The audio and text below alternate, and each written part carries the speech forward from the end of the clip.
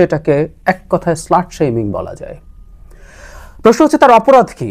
অপরাধ অ্যাপারেন্টলি যেটা মনে হয় অপরাধ সেটা নয়। অপরাধ আমি মনে করি তিনি নির্বাচনে প্রার্থী হয়েছেন এবং এমন একজনের বিরুদ্ধে প্রার্থী হয়েছেন যাকে হয়তো জামায়াত মনে করছিল জিতিয়ে আনা যাবে। আমি আসবো সেই জায়গায়, কিন্তু অ্যাপারেন্ট কারণটার কথা বলছি। গতকাল একটা প্রোগ্রামে সানজিদা ইসলাম তুলি একটা বক্তব্য দিয়েছিলেন।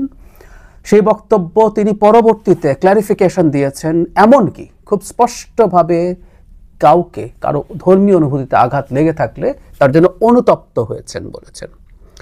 মজার ব্যাপার হচ্ছে সেটা আর গ্রাহ্য করা হচ্ছে, সেটা গ্রাহ্য করা হবেও না। ইভেন তিনি যদি এই কথাটা নাও বলতেন, যে ভাষায় তাকে আক্রমণ করা হচ্ছে, যে ছবি দিয়ে তাকে যে ধরনের বক্তব্য দেওয়া হচ্ছে, এবং সেগুলো কিছু মানুষজনের পক্ষ থেকে হচ্ছে যেটা যারা একটা বিশেষ দলের সমর্থক এবং ওই দলটার নামের সাথে আবার ইসলাম আছে, নতুন কিছু না। ইনফ্যাক্ট আমরা এর আগেও দেখেছি একটা দল ইসলাম নিয়ে রাজনীতি করতে চায়, করে, কিন্তু তার সমর্থকরা যে কাউকে যে কোনো নোংরা যে কোনো জঘন্য ভাষায় গালিগালাজ করতে পারে, একজন নারীকে সমালোচনা করতে পারেন।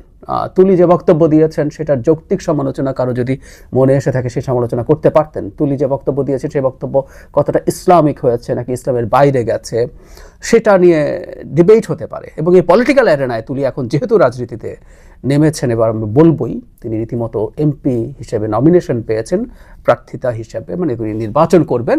সো তাকে এই রাজনীতির মাঝে সমালোচনার মধ্যে তার প্রতিপক্ষ রাখবে, এটুকু মেনে নিতে প্রস্তুত আছে এবং এটা হতেই পারে। কিন্তু জাস্ট তাকে গালিগালাজ করা হচ্ছে, নোংরা কথা বলা হচ্ছে। এই দেশের নারীদের এটাই সবচেয়ে বড় সংকট। হয়তো সে যেখানেই কোনো রকম কোনো বিতর্ক তৈরি করুক না কেন, দিনের শেষে একটা জায়গায় এসেই তাকে আক্রমণ করা হয়। অনেকদিন থেকে একটা কথা বলি, বাংলাদেশ আসলে পুরুষ তান্ত্রিক সমাজ না, বাংলাদেশ নারী বিদ্বেষী সমাজ না, বাংলাদেশ মিসোজিনিস্ট সমাজ। তো এই সমাজে এটা অভূতপূর্ব কিছু। এর আগে যখনই যে কোনো সময় কোনো নারী যে কোনো ক্ষেত্রে, বিশেষ করে পলিটিক্যালি যখন সে অ্যাক্টিভ থেকেছে, থাকার চেষ্টা করেছে, তখনই তার উপরে এই ধরনের আক্রমণ এসেছে। ওই যে বলছিলাম তার অপরাধ আসলে তিনি প্রার্থী হয়েছেন, ব্যারিস্টার আরমান সেই সিটে, জামায়াতের প্রার্থী, মীর কাসেম আলীর সন্তান। ব্যারিস্টার আরমান গুম ছিলেন দীর্ঘ সময়, তার প্রতি আমাদের ভীষণ এমপ্যাথি আছে। তিনি ভীষণ টর্চার্ড হয়েছেন, তার জীবনের অতি গুরুত্বপূর্ণ সময় শুধু যায়নি, তিনি টর্চার্ড হয়েছেন, সেই এমপ্যাথি আমাদের আছে। কিন্তু তিনি একটা রাজনৈতিক মতাদর্শের মানুষ, তার বিরুদ্ধে তুলি মাঠে দাঁড়িয়েছেন, মাঠে নেমেছেন। এবং খুব ইন্টারেস্টিংলি ব্যারিস্টার আরমান যখন গুম ছিলেন, জামায়াতে ইসলামী সেই গুমের বিরুদ্ধে ফাইট করতে দেখিনি। এগুলো আমাদের চোখের সামনের ঘটনা। জুলাই অগাস্টে শেখ হাসিনার পতন হয়নি। যারা এটাকে শুধু জুলাই অগাস্টে এনে ঠেকাতে চান, ছাত্ররা যারা এখানে পার্টিসিপেট করেছেন তারা তো আছেন, তার সাথে জামাতও আছে। কারণ 14 সালের পর তাদের নেতাদের ফাঁসি হয়ে যাওয়ার পর, 14-15 এই সময়টার পর তারা রীতিমতো গর্তে ঢুকে গিয়েছিলেন। তখন এই ব্যারিস্টার আরমানেরও মুক্তির লড়াইটা সঞ্জিদা তুলি করেছেন। আমাদের চোখের সামনে ঘটা এই ঘটনা, আমাদের অংশ হওয়া এই ঘটনা। মায়ের ডাক নামক যে সংগঠনটার মাধ্যমে তারা গুম হয়ে যাওয়া মানুষদের সন্ধান চেয়েছেন, সরকারের বিরুদ্ধে চাপ তৈরি করেছেন, সেটা করার জন্য কি পরিমাণ ঝুঁকি তারা নিয়েছেন এগুলো আমরা চোখে দেখেছি। এই জন্য কারো গল্প শোনার আমাদের প্রয়োজন নেই। ইয়াস, তুলির ভাই গুম হয়েছেন এবং সেই গুমের জন্য কেউ বলতে পারেন তিনি তো মাঠে নামবেনই, না, নামে না, কারণ নিজের জীবনও ঝুঁকিতে পড়ে যায়। গোয়েন্দা সংস্থাগুলো কীরকম ঝামেলা করতো সেই প্রোগ্রামগুলো, ইভেন ইনডোর প্রোগ্রামে, সেই ইনডোর প্রোগ্রামে থেকে আমি দেখেছি। বাইরে তো প্রোগ্রাম করা ভীষণ কঠিন ছিল। কিভাবে একটা ফেসবুকের ক্লোজড গ্রুপে আলাপ আলোচনা হতো, কিভাবে কি কথাবার্তা হতো, সব কিছু দেখা আছে। সো এই তুলি জীবনের ঝুঁকি নিয়ে, তুলির মা সহ আরও অনেকেই আছেন, জীবনের ঝুঁকি নিয়ে এই লড়াইটা করেছেন। এবং এই লড়াইয়ের মধ্যে ব্যারিস্টার আরমান কিংবা ব্রিগেডিয়ার আজমির মুক্তিরও দাবি ছিল। ওখানে প্রত্যেকটা গুম হওয়া মানুষের মুক্তির দাবি জানানো হয়েছে। আবারও বলছি, জনাব আজমি এবং ব্যারিস্টার আরমানের মুক্তির লড়াই জামায়াতে ইসলামী করেনি, এই লড়াই তুলি করেছেন।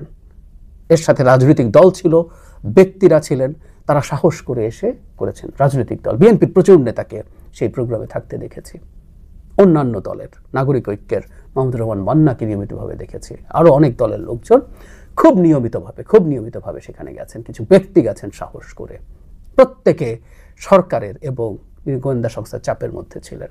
সো এখন সেই তুলি যখন নির্বাচনে আসলেন, ওই যে বললাম যে ব্যারিস্টার আরমানের প্রতি যেহেতু মানুষের সহানুভূতি আছে, সেই সহানুভূতি কাজে লাগিয়ে ঢাকায় একটা সিট তারা জেতার হয়তো স্বপ্ন দেখছিলেন। হতেও পারতো সেটা, এমনকি ঢাকায় তাদের আমির জনাব শফিকও জিতবেন না বলে পারসেপশন আছে, সেখানে জনাব আরমান জিততে পারেন। সেখানে এখন তুলি যেহেতু নির্বাচন করছেন, তুলিরও একটা লম্বা লড়াইয়ের হিস্ট্রি আছে এবং তার পরিবারেও গুম হওয়া মানুষ, এবং সেই মানুষটা ফিরে আসেনি। ব্যারিস্টার আরমান সব টর্চারের পরেও তো ফিরে আসতে পেরেছেন। তুলির ভাই সুমন ফিরে আসেননি, সম্ভবত ফিরে আসবেনও না।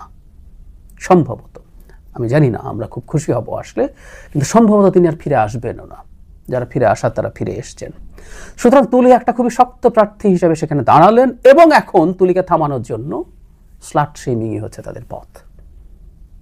তুলিকে আর কিছু দিয়ে কিছু করা যাচ্ছে না, কিছু করা যাবে না। চিরায়ত যে পদ্ধতি, আবারও বলছি, এই কাজগুলো এমন একটা দলের সমর্থকরা করছেন যারা দাবি করেন তারা দেশে ইসলাম প্রতিষ্ঠা করবেন। That's funny.